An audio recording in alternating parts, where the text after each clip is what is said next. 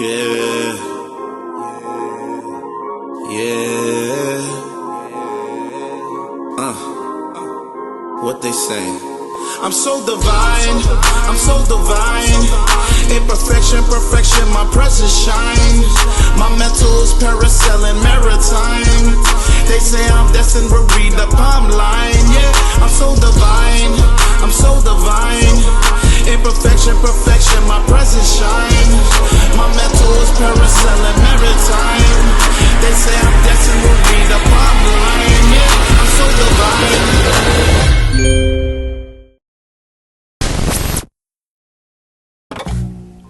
Welcome to the H.G.R.G podcast. We back with another one. What's up, just Jerry, DT? Happy Wednesday, happy Wednesday, happy Wednesday, Happy DT. Wednesday, What's happy up? Wednesday. What's up? Lance, what's good, man? How you? Good with it. We back, baby. We back.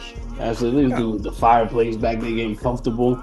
It's cold outside. He's getting cold out. He's getting cold outside. Lance, I just want to ask the subscribers, are they still with us? Subscribers, you still with us? They got to. It's too cold not to be. Yeah, you better lock in. We gonna get right to it. If you want to learn get right to it. Listen, speaking of learning something, listen, 5 upgrades for your rental properties that a landlord should consider. All right, let's get into it. Absolutely. Obviously, sometimes we do this on a fly. It comes straight from the heart. But you know what? We put a little list together for you guys today. Okay, kind of surprised you. We got the fireplace over here. I got you. The fireplace here warming it up. With DT feeling all cozy by himself. I don't know what he's doing over there. But we're gonna get right into it. Just Jerry. The first one would be what? For us will be keys or key codes, access, master keys, stuff like that.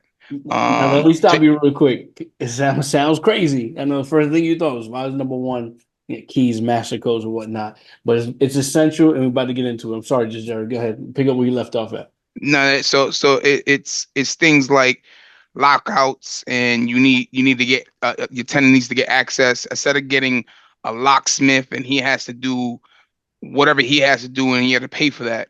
If you have a master key, if you have a lock code, easy access.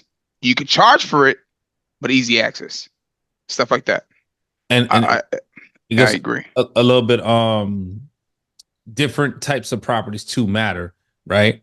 So if you have singles, duplexes, or apartment complexes, right? And you have a single family property and you have a tenant there for 3-5 years.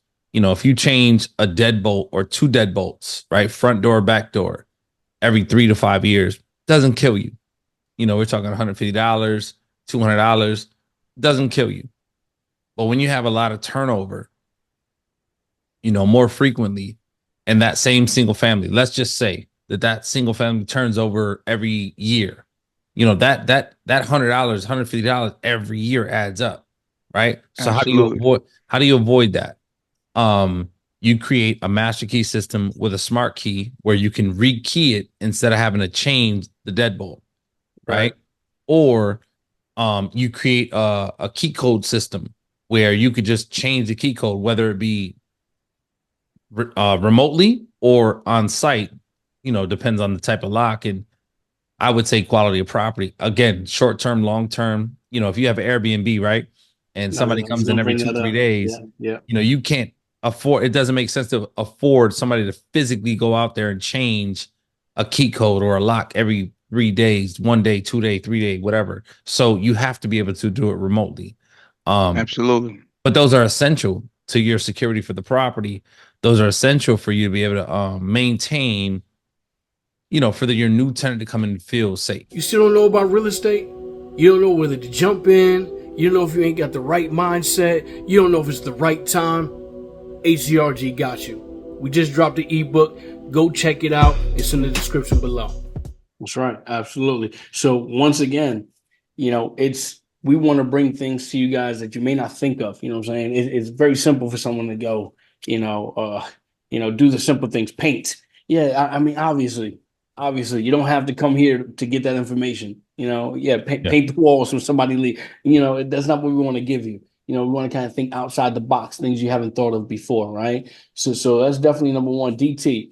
And hold up before you go there, Lance. Yeah. I'll let you want me. Go ahead. Yeah, just make sure that you take into account that expense. Yeah, that's expense. That's why we bring it up, right? That's why we bring. And you guys don't really think about those. Those are small expenses. Yeah, small expenses that it can add up if you have multiple properties, multiple doors. It adds up. So it affects the bottom dollar for sure. Absolutely. Absolutely. DT, what would be a second one for you? What do you think? So now, because I don't know, I would just say the way you guys pay rent, the way you allow people to pay rent, that would be my next one. It can go in so many different ways, and again, short term, long term, types of properties, types of stays, lease agreements. That all plays a part, but we're not going to get into the woods of it. The idea is, how do you collect rent, right? How do you allow your tenants to pay rent? And it really it depends on how you set up your business. Some do old school physical cash. Some do old school physical check. Some do mail-in checks or mail-in money orders.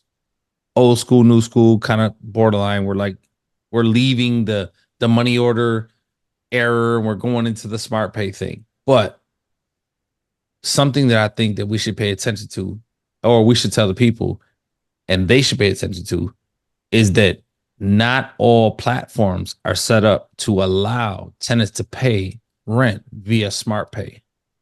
Absolutely. Right. Absolutely. And that is like, we're talking dinosaur years now, because we're 2025, bro. Yeah. So when he talk about smart pay, that is the move. You should be thinking that way. I don't want to cut you off, DT, but the comfortability. You already did. Shut your mouth. But the comfortability of paying rent from home. You buy things online and it comes to your house. Yeah. That's the comfortability, the convenience. That's what you're doing. That's what you want them to do. Pay rent right off the internet, off their phone. Now, if you start to play the game of only cash and only mails, checks, let me you limit yourself. You limit yourself. Let me explain why. Right. So one more thing. Oh, if you're a landlord, why would you not allow me to pay my rent via smart pay? Right. Cash App, Venmo, Zelle, whatever that looks like. Right. So if I only own one property, 2 properties, 3 properties, I could do that. I can allow you to pay rent via smart pay, Cash App, Zelle, Venmo, because when you send me that payment, it says your name. And in my mind, I know how much rent you pay. So I could tell in my mind, if my systems are not in order, in my mind, I can keep track of, okay, Jerry's up to date. Lance is up to date. DT is up to date. Lance's rent is $3,200. He paid me a payment of $3,200. Okay, I know he's up to date. Jerry's rent is $1,213. Jerry paid $1,213. My rent is $3. I paid $3. Okay, I know they're all in compliance. But when you got 100 properties, there's no system set up right now to date. When I say system, I mean like a platform, a property management platform, or any platform that's able to keep track of all those payments and allocate each payment to each tenant per year rent. There is no system like that. It doesn't exist yet. Now, mind you, I'm sure it'll be here probably tomorrow, next week, next month, next year. But today doesn't exist. So you guys got to prepare and operate your business in a form where I got to get out that mentality where I'm going to allow Lance to pay me directly to my account, Jerry to pay me directly. It's a business. You got to treat it like a business. Right. So I have to pay my cell phone company in a certain way. I have to pay my utility company in a certain way. I got to pay my mortgage in a certain way. So you have to treat your business like that and not allow your clients to just pay however they want. You have to understand, they have to understand this is how you accept payments. Yeah, you got to navigate it the best way. That Yeah, is you got to correct. control it. That's correct. And then another one. Just Jerry, you got another one off the top here. Or you Another want the one off list the that we top. made? Another one on the top would be checking with your tenants, guys. You got to check in, make sure they kind of know that we're watching. Because things could happen like they don't care about your property, mess up your property. So why you check in with the tenants to make sure they know that, and it doesn't have to be you. Let me backtrack. It doesn't have to be you per se. A property manager could go check in your properties and make sure that everything that what they say they're doing is happening. Make sure your property is good. Um, the way you continue to make money is your property has to be working for you. So if that property is damaged and they killing it and you're killing your property, you're gonna have to spend a lot more money to get it up and running. So check-ins is a must. And we're not talking about checking it once a month because you're gonna go pick up the rent. We want check-ins Right. Right. quarterly or some that stuff like is that. absolutely, and that your presence means something. What's going on, world? It's the one and only Lance, 1/3 of H.G.R.G. You ain't got your membership yet? Go get you that. We hold your hand from A to Z. Our team is your team. I'm talking realtors. I'm talking financing. I'm talking property management. I'm talking about walkthroughs for your property, giving you the breakdowns, what the rents look like, how much it's going to cost, fixes, everything. We give you everything. Why don't you have yours? Go check us out right now at hgrg.club and get your membership now. Right? Your presence means something when they know that you come around. Absolutely. Then it's almost like, and it may be, a bad comparison, but it's almost like, your kid knows, right, when you come home to shape up, right? Or it's gonna be that time. You see what I'm saying? It's the same thing like with a tenant, and maybe a bad comparison, but you know what? You never know when That's terrible. That's terrible. you No, but I you understand never know when I you're gonna understand what pop you was up. getting at, but You know what I'm saying? I would like to change that analogy a little bit. Yeah, for the people. Go ahead. Yeah, Absolutely. as like an oil change. Instead of it being like, you checking on your kid, it's more like an oil change. It's not something that you have to do. It's something you should do if you want this thing to last forever. If you don't do it, this thing will never last forever. Eventually, you're gonna start hearing. Was his better than mine? Put it in the chat if it was.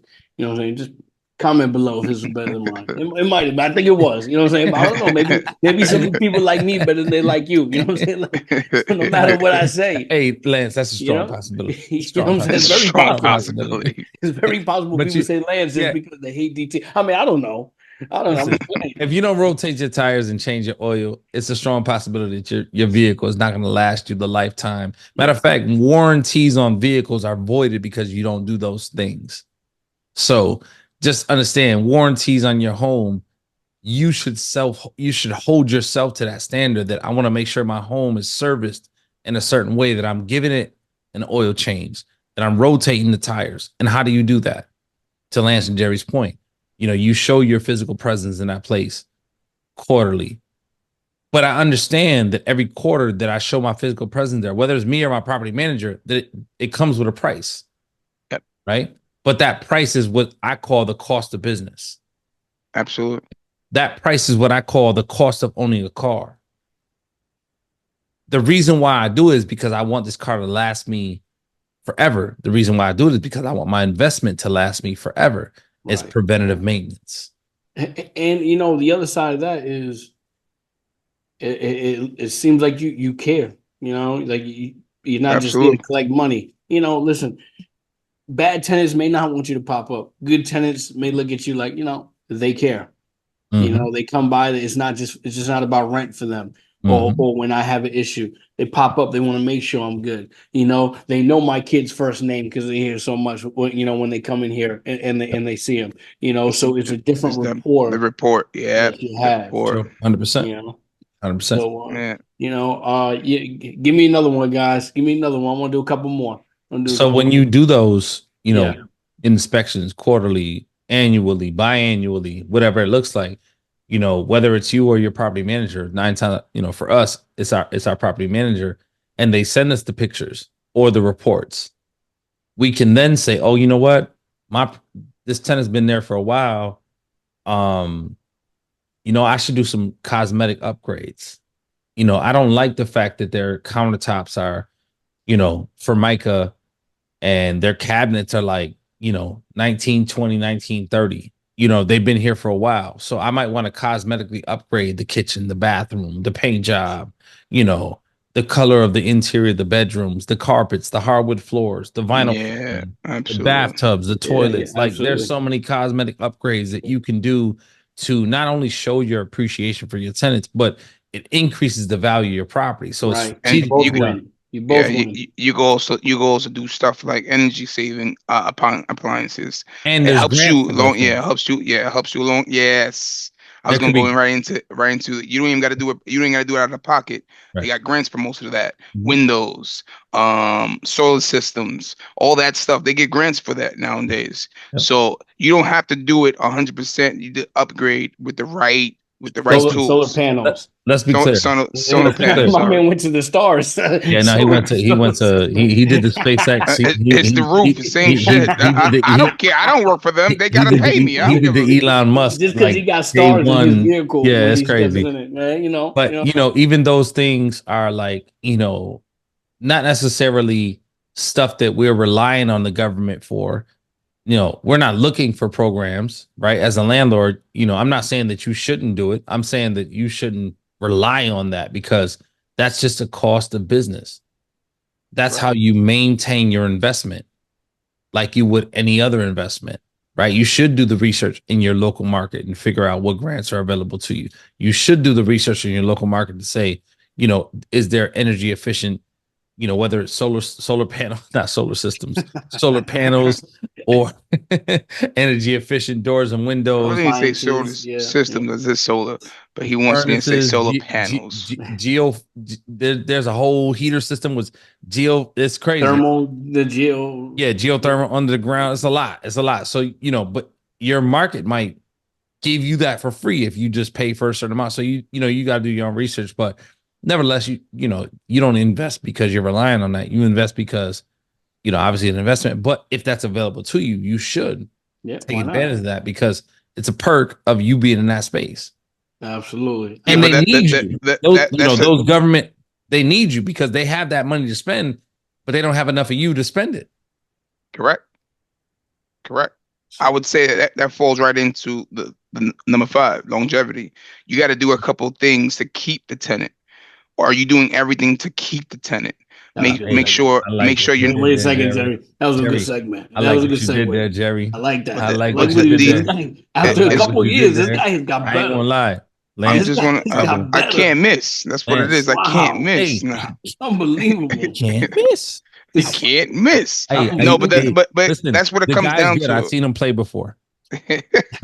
I seen him play before. I tell you right now, I'll miss everything I shoot. Don't do that. But it's the truth though. All the stuff that we do is to keep them. That's what we're here for. If you have a good tenant, we're trying to keep them.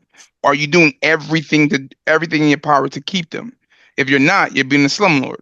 And those the opposite things that turnover. Every turnover costs you money. Mm-hmm. So we're not trying to keep say that again. Say that one more time. Every turnover costs you money. I need you guys to understand when he says turnover, meaning when a tenant decides to move out, right? Even if you want the tenant to agree to your terms or whatever that looks like, and they say, you know what, I'm gone. That costs you. Why does it cost you? Because you got to pay for the clean out of their belongings, the damage of what they've done. Even if they're a great tenant, you still got a paint a wall, fix of this, fix of that. You know, it's so that $1,000 that you said no to or didn't want to do, you cost you $4,000 or $5,000. You know, and it's not worth it. So that's what he's saying. I'm sorry, Jerry. It's cool because it goes back to painting because all it comes down to that month that you're doing everything. You still got to pay that mortgage. So you still got to pay that and still pay for everything inside the house. And you got to property pay them, management and you got to pay your manager to market the property and then and the lease rent the ready. property. Yep. And if Yep. it's not Plus the property, the rent ready. if it's not the property manager, you have to do that. So it doesn't And matter. you still That pay. expense, that expense does not skip because the property manager's doing it and you're doing it. Right. We're just gonna have to pay somebody. And these Right. are the things you're not told. These are the things Absolutely. nobody, spends time to tell you that this is what's to be expected. Oh no, you got a Absolutely. property? Oh, 3-bedroom, 4-bedroom? It's done? All right, cool. You're gonna make $2,000 a month, $1,800 a month, $1,400 a month. They don't tell you that in order for somebody to find a tenant for you that's gonna pay that money, you got to pay 1 month's rent. When they move in, they're gonna do inspections, this, that, and third. You got to pay 10%, 8% a month for them to manage it. They're not going to tell you that there's quarterly inspections. It costs you $50, $75, $100. They're not going to tell you all that. They're just going to say, buy the property. You're going to make $1,400 a month. Multiply 1,400 times 12. That's your profit. They won't tell you your expenses.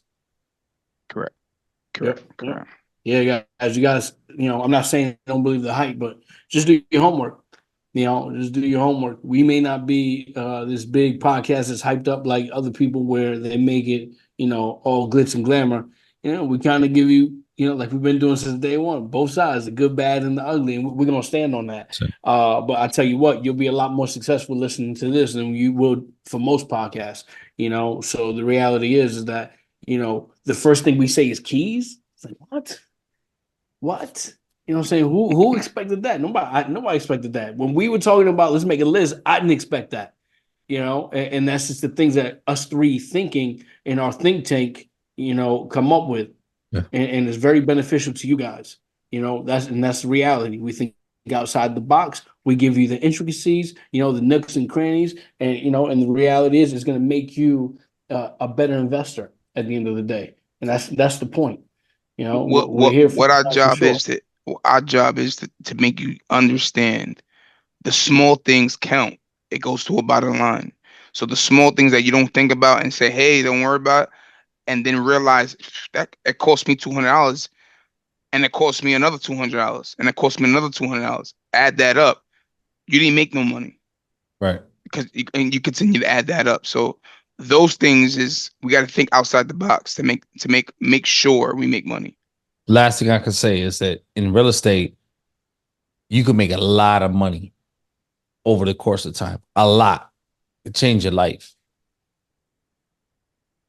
But you can also spend a lot of money in little increments and ruin your life. $50 here, $75 there, $100 here. It can ruin your investment. One would think how? Because if you collect $1,800 in rent and you got charged $75 here, $100 there, $200 there, $50 here, and then get hit with an actual, a big event, a water heater or something like that. Something that really counts. That's $2,000, $3,000. Now you got to send money to your property manager in which you expected to receive rent collections, but that event happens where a water leak, and now you got to send your property manager $2,000 plus you owe another $800 because of whatever else happened. So now you expected to receive $1,000, $2,000 in profit. Now you're taking out of your business expenses $3,000, which cuts into next month and next month because you receive $1,000 profit a month. So that's 3 months loss. Right. Now you got to hope and pray that the next 3 months goes good to break even. Correct. It's the reality of Let's leave it there, though. We said a lot, though. For sure. Listen, guys, make sure you guys like, subscribe, check us out on YouTube. Make sure you guys go to H.G.R.G.club. If you want to talk to us, you want a free consultation, check us out. We're still bringing on students. We had to pause for a little bit. We were getting too busy, but we've opened it back up now for you guys. Mess with us as we mess with you, and from our mouths to your ears, we'll be back on the next one. Salute. Yeah. Yeah. What they say? I'm so divine, I'm so divine. Imperfection, perfection, my presence shines. My mental is parasailing maritime. They say I'm destined to read the palm line. Yeah, I'm so divine, I'm so divine. Imperfection, perfection, my presence shines. My mental is parasailing maritime.